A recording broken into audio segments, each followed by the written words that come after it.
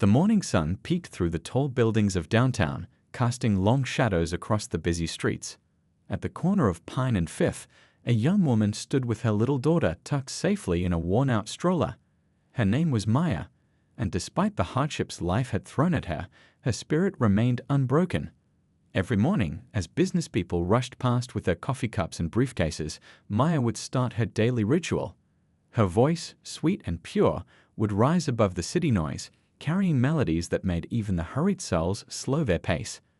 But she wasn't singing for them, she was singing for her precious 4-year-old Lily, who watched her mother with eyes full of wonder. "Mummy's voice is like magic," Lily would often say, clutching her treasured stuffed rabbit, its fur worn thin from countless hugs. The little girl didn't fully understand their situation, and Maya worked hard to keep it that way. To Lily, their life was an adventure, sleeping in different places, meeting new people at the shelter, and having her own personal concert every day. Maya's fingers, red from the morning chill, gripped the stroller handle as she sang an old song her grandmother had taught her. Her voice had once filled university halls during her music school days, before life took an unexpected turn. The medical bills had piled up after her husband's accident, and one missed payment led to another until they found themselves with nowhere else to go. But Maya refused to let their circumstances dim her daughter's smile. She'd noticed how Lily's face would light up whenever she sang, so she made it their special thing. Sometimes, kind strangers would stop to listen, dropping a few coins or dollars in the small cup by the stroller. Maya would always nod gratefully, but she kept singing regardless of whether people gave money or not. "Look, Mummy, the bird is dancing to your song." Lily's excited voice would pipe up occasionally, pointing at pigeons hopping nearby. Maya would weave the bird's movements into her melody, making her daughter giggle with delight. These moments of joy were precious. They made the cold mornings and uncertain futures a little easier to bear. Regular passers-by had begun to recognize them. The kind baker from the corner shop would sometimes bring them day-old pastries, and the elderly newspaper vendor would save the comics section for Lily. These small gestures of kindness reminded Maya that humanity still existed in the busy city streets. As Maya sang, she would remember her college days when professors praised her natural gift and predicted a bright future in music. Life had other plans, but she hadn't lost her touch. If anything, her voice had gained something new. A depth of emotion that only comes from experiencing life's hardest moments while keeping hope alive. Between songs, she would tell Lily stories about the clouds above, turning them into magical creatures and faraway lands. "See that one, sweetheart? That's a castle in the sky, waiting for a brave princess to discover it." These little escapes into imagination helped them both cope with their reality. The morning crowd would thin out eventually, but Maya kept singing. Her songs weren't just melodies anymore. They were prayers, hopes, and dreams wrapped in musical notes. They were promises to her daughter that somehow, someday, things would get better. And most importantly, they were reminders to herself that no matter what life threw at them, they had each other, and that was something worth singing about. As the sun climbed higher in the sky, Maya's voice continued to float through the air, carrying with it the kind of hope that only comes from a mother's love for her child. She didn't know it yet, but her daily ritual was about to catch the attention of someone who would change their lives forever. The afternoon traffic crawled through downtown like molasses. In one of the countless vehicles sat Raj Kumar, a music producer whose keen ear had launched dozens of careers. Today, he was running late for an important meeting, drumming his fingers impatiently on his steering wheel as his sleek black car inched forward. His mind was elsewhere, thinking about the stack of demos waiting on his desk and the countless emails demanding his attention. The music industry had started to feel stale lately, every voice sounding the same, every song following the same formula. He'd been searching for something real, something that could touch people's hearts, but hadn't found it in any of the polished submissions crossing his desk. That's when he heard it, a voice cutting through the city noise like a ray of sunlight through clouds. At first, he thought it was coming from his car radio, but no, this was live, raw, and real. The voice carried something he hadn't heard in years. Pure, unfiltered emotion. Raj rolled down his window further, forgetting about his meeting entirely. The sound grew stronger. A mother's lullaby, but with undertones of jazz and soul that spoke of professional training. His trained ear picked up on the technical skill beneath the emotional delivery. This wasn't just street music, this was talent. As traffic crept forward, he caught sight of the singer. A young woman standing beside a worn stroller, singing to a small child who watched her with complete adoration. What struck him wasn't just the quality of her voice, but the fact that she wasn't performing for the crowd. Her eyes were fixed on her daughter, each note wrapped in love and dedication.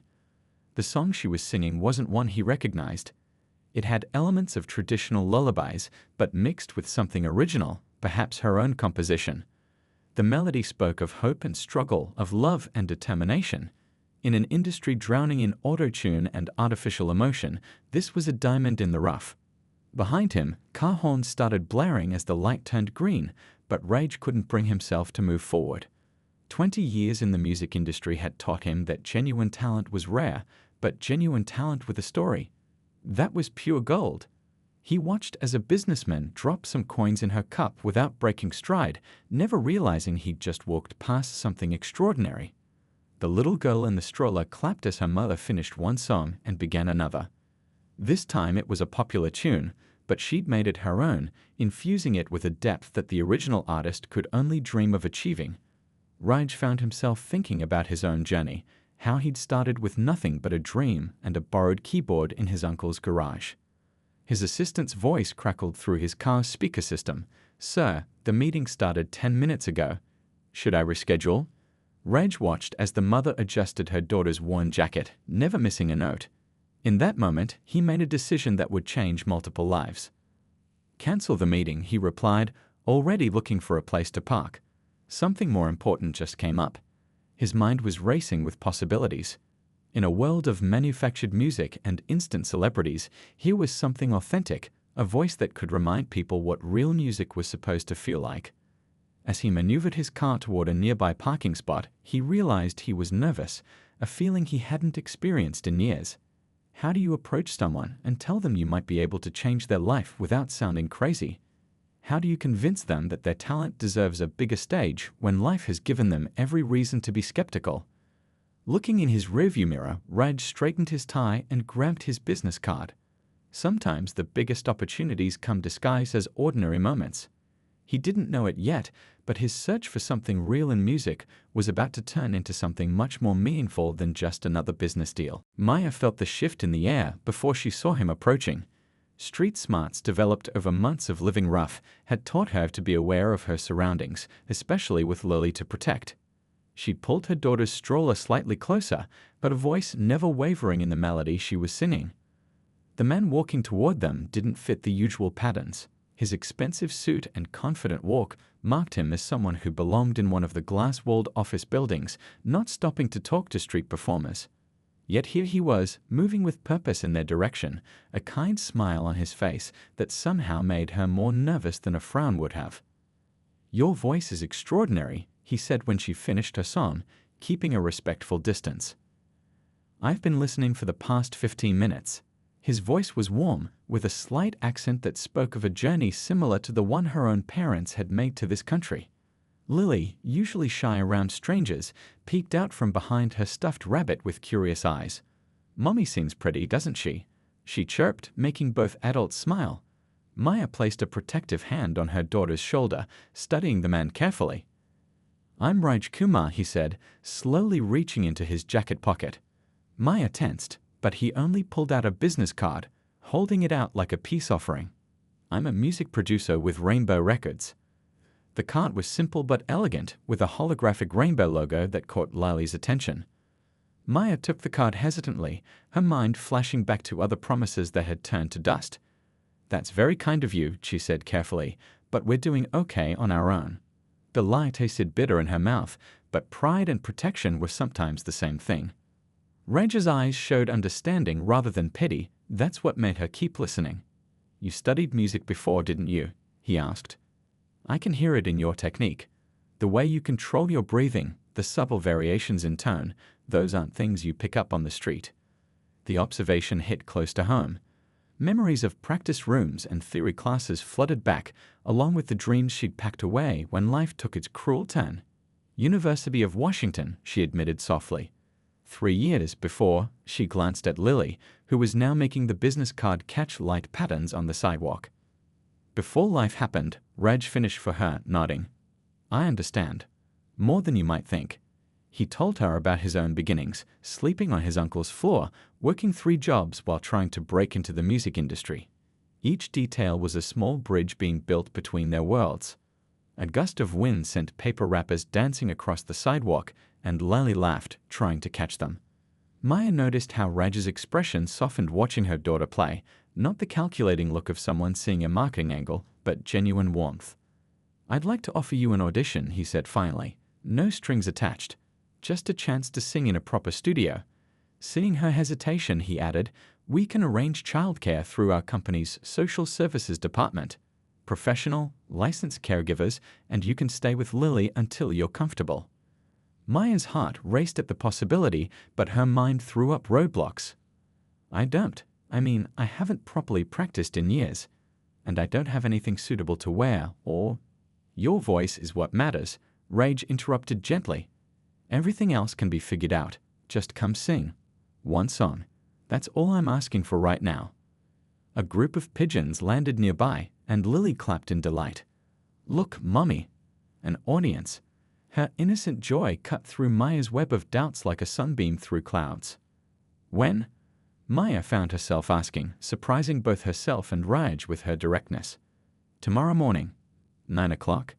He quickly wrote down an address on the back of another business card. Ask for me at the front desk. If you're not comfortable, you can walk away at any time. No questions asked. As he turned to leave, Lily called out, will there be birds there too? Raj laughed, a genuine sound that made Maya smile despite her nervousness. No birds, he said, but lots of music. He looked at Maya one last time. Sometimes life takes things away, but sometimes it gives something back.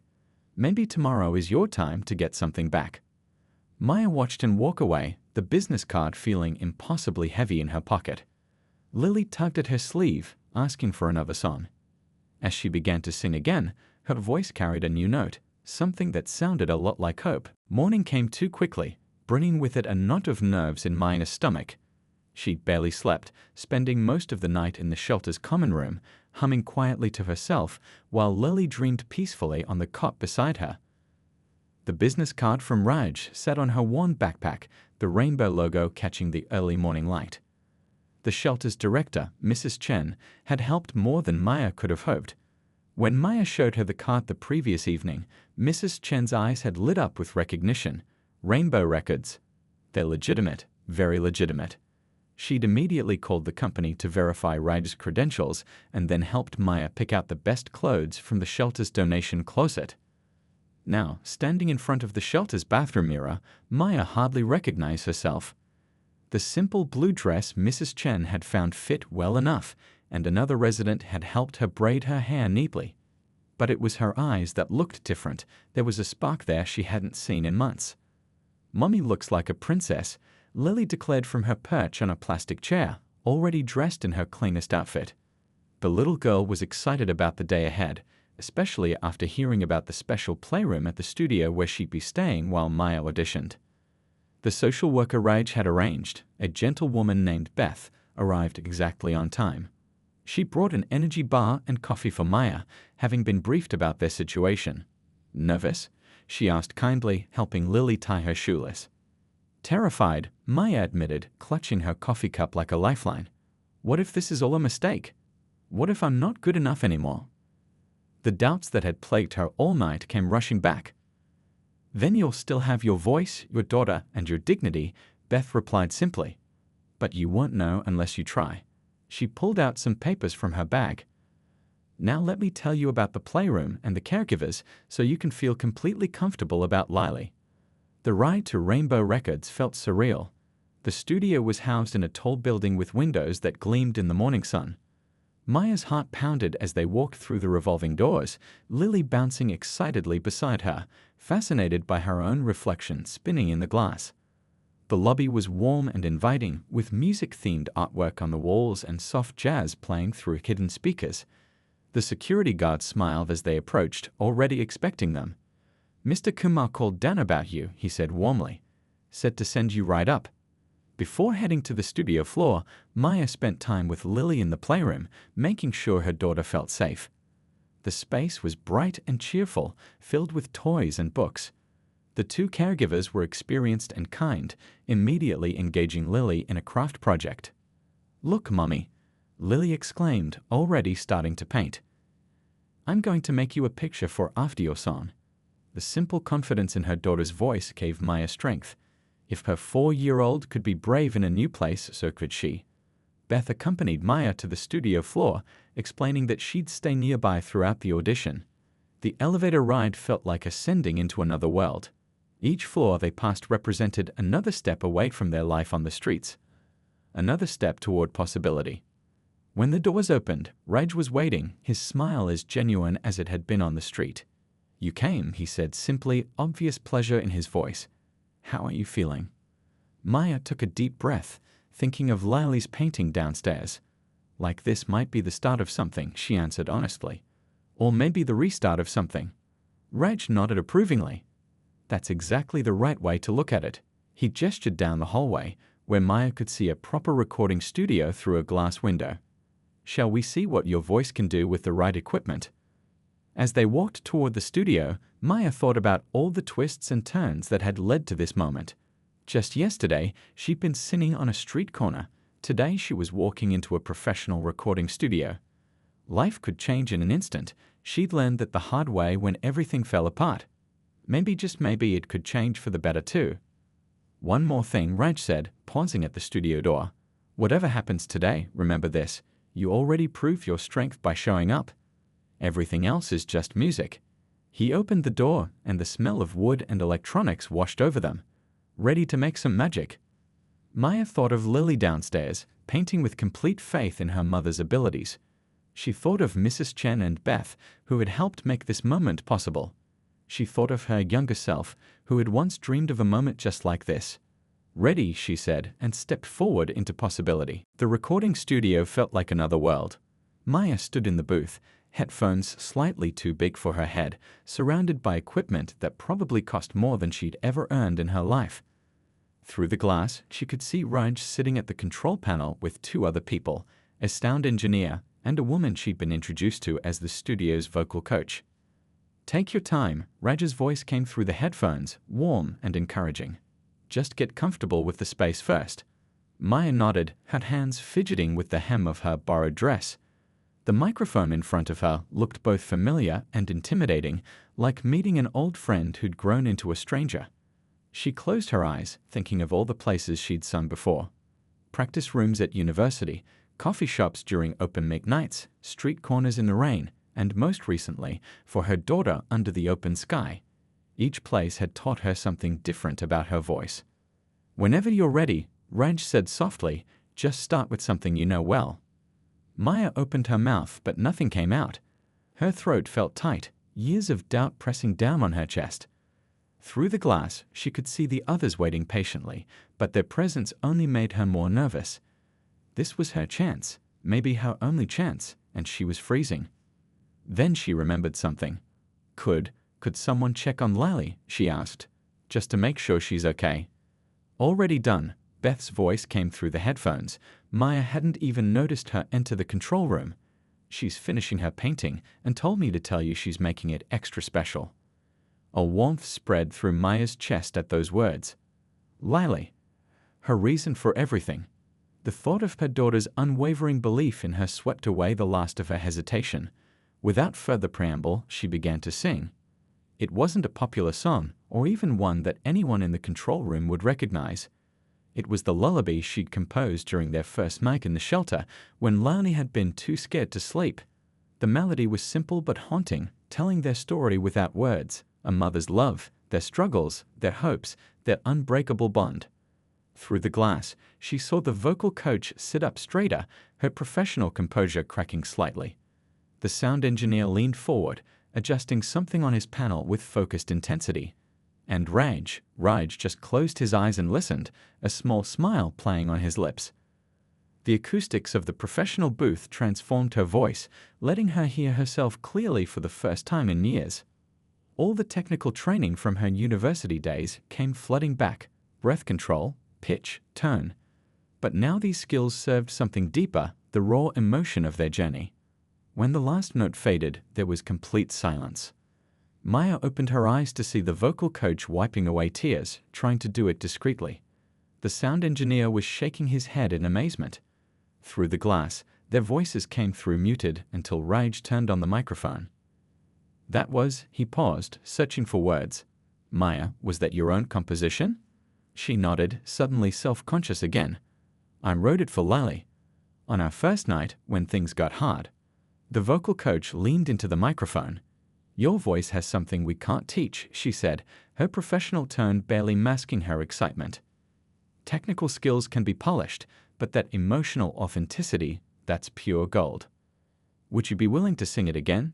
Raj asked. This time, we'll record it properly.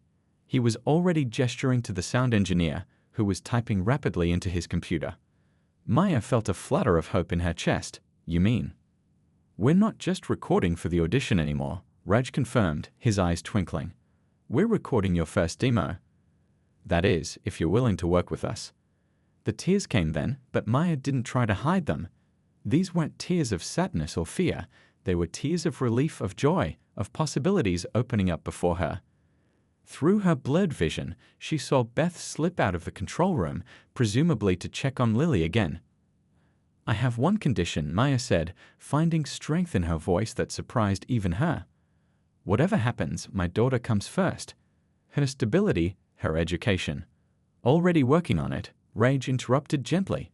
Beth has connections with several excellent schools in the area, and there's a family apartment complex right next to the studio where many of our artists stay while recording. But first, he smiled, adjusting some controls. Let's get this magic down on tape. Ready? Maya took a deep breath, thinking of her daughter downstairs, probably adding the finishing touches to her painting. She thought of their corner on the street, where just yesterday they'd been wondering about their next meal. She thought of all the other mothers out there, singing their own children to sleep in shelters and doorways. Their story deserved to be heard too. Ready, she said, and began to sing again, her voice carrying all the strength, struggle, and hope of their journey. This time, she knew she wasn't just singing for Lily, she was singing for all of them. The weeks that followed felt like stepping into a dream that kept getting better. Maya and Lily moved into a cozy one-bedroom apartment in the artist housing complex near Rainbow Records. Their first night there, Lily ran from room to room, amazed that they had their own bathroom, their own kitchen, and most importantly, their own space. Look, Mommy, she exclaimed, pressing her small hands against the window. We can see the whole city. The view wasn't actually that spectacular, just a decent view of downtown, but to Lily, it was like looking at a kingdom of possibilities. Maya hung her daughter's painting from the audition day in the best spot in the living room, right where the morning sun would hit it. The transformation wasn't just about having a roof over their heads. With help from Beth and the studio's support team, they began rebuilding their lives piece by piece. Lily started attending a nearby press school, coming home each day with new stories and artwork. Her teacher reported that she was bright and social, quickly making friends despite her shy nature. Maya's days were filled with vocal training, songwriting sessions, and recording. The vocal coach, Mrs. Wu, worked patiently with her, helping her rediscover techniques she'd learned in college while nurturing the raw emotional quality that made her voice special. Music is like riding a bicycle, Mrs. Wu would say during their sessions. Your body remembers, even if your mind thinks it's forgotten. She was right. Day by day, Maya felt her confidence returning, her voice growing stronger and more controlled. The hardest part was writing her story. Raj wanted her first album to be personal, to capture the journey that had led her to that street corner. People need to hear this, he'd say during their production meetings. Not just the struggle, but the hope. The love that kept you going. Some days were overwhelming. Maya would find herself standing in their new kitchen, tears rolling down her cheeks as she made Lily's lunch for school, something so normal that it felt surreal after months of depending on shelter meals and kind strangers. During one particularly tough writing session, she broke down completely. I don't know if I can do this, she confessed to Raj. Telling our story, it means reliving everything. He listened quietly, then shared something unexpected. You know, he said, my mother used to clean offices at night, while studying English during the day. She said the hardest part wasn't the work, it was letting people see her story, admitting where she came from. But that's what made her journey matter to others. Those words stayed with Maya. During her next session with the songwriters, she opened up about the little things. How she used to make up stories about the clouds to distract Lily from hunger, how they'd count stars instead of sheep to fall asleep, how she'd sing to cover the sounds of arguments in the shelter. The songs began to float after that. Not just sad songs about struggle, but songs full of love, hope, and even joy. Lily became a regular presence in the studio, doing her preschool homework in the corner while Maya recorded. Sometimes the production team would catch her humming along, perfectly in tune. 1 month turned into 2, then 3. Maya's voice grew stronger, her songs more refined. The demo that had moved everyone to tears became the cornerstone of her album, but now it had company, 11 other tracks that told their story from different angles. The transformation wasn't just professional. Maya watched as Lily bloomed in their new environment, making friends at school, joining a children's choir, filling their apartment with laughter. They started new traditions, Sunday morning pancakes, bedtime stories in their reading nook, and yes, still singing together, but now their songs were full of joy rather than trying to mask pain. One evening, as they walked home from the studio, Lily stopped to watch a street performer, an elderly man playing violin. Without prompting, she dropped some coins from her own little allowance into his case. Maya felt her heart swell with pride, knowing her daughter hadn't forgotten their own story even as they built a new one. "You know what, Mummy?" Lily said as they continued walking, her small hand warm in Maya's. "I like our new home, but I'm glad we still remember the old places. They're part of our song too, right?" Maya squeezed her daughter's hand, thinking of the album they were creating, of all the people who might hear their story and find hope in it. "That's right, sweetheart," she said softly. "Every part of our journey matters. That's what makes the song real." Back in their apartment, Maya looked at their view of the city lights, so different from when they used to watch them from the street. Tomorrow would bring more recording sessions, more songwriting, more steps toward their future. But tonight, she just held her daughter close, humming their special lullaby, not because they needed comfort anymore, but because they wanted to remember how far they'd come. The sun rose over the city skyline as Maria stood backstage at the Grand Theater, her heart pounding with a mixture of excitement and nostalgia. Just 1 year ago, she had been singing on street corners, her voice carrying through the cold morning air while her daughter Sophia slept against her shoulder. Now she was about to perform for a sold-out crowd of 3,000 people. She peeked through the curtain, catching a glimpse of Sophia sitting in the front row, wearing her favorite blue dress and fidgeting excitedly in her seat. Next to her sat Rebecca, the music producer who had changed their lives that winter morning. Maria's mind drifted back to the days when she and Sophia shared a thin blanket under the bridge, when dinner often meant splitting a single sandwich from the kind shop owner down the street. The memories gave her strength rather than pain now.